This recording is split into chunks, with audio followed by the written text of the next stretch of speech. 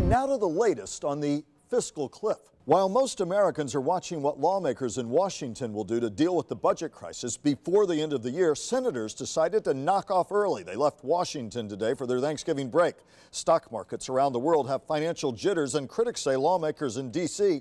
are singing the same old song. We must not hold middle-class tax cuts hostage to tax cuts for the wealthiest Americans. Getting into the specifics of that at this point would not be conducive to trying to come to an agreement with the White House.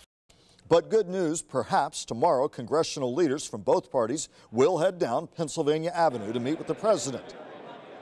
And here in Palm Beach County, what could be good news today? More than 200 jobs coming to Pratt & Whitney. But if the defense budget gets whacked in January, the future for these people and other local businesses could also fall over a cliff. News Channel 5's Dan Corcoran takes a look. With the positive news coming out of Pratt & Whitney today, some in the surrounding communities are wondering what the economic impact will be for them. They're also wondering about something called the Fiscal Cliff. It's prime rib night at Di Stefano's Italian restaurant in Indiantown. The staff is always hard at work here and behind the scenes, catering events on the side. Anything from a backyard party all the way into a full-fledged wedding. Manager Bill Lupia has been here for 6.5 years. Some of those years have been better than others. Last couple of years I've seen business has been dropping because of the economy.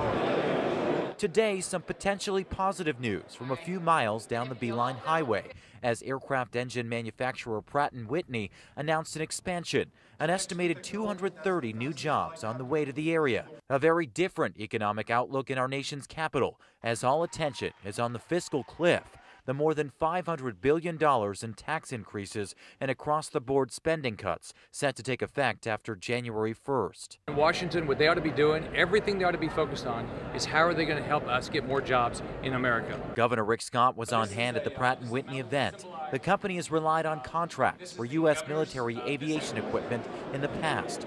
As the fiscal cliff draws near, the governor says it's up to leaders in Washington to keep potential cuts at the federal level from hampering economic progress here on the ground. Just doing a dramatic cut in defense doesn't make sense, especially when we've got to make the biggest thing the federal government ought to be doing is focused on freedom and defending our country. If the fiscal cliff isn't avoided, it could mean higher taxes for nearly every taxpayer and many businesses like Di Stefano's. So Bill Lupia says he'll be watching his waitstaff, his wallet, and Washington very closely. They're fighting over it right now.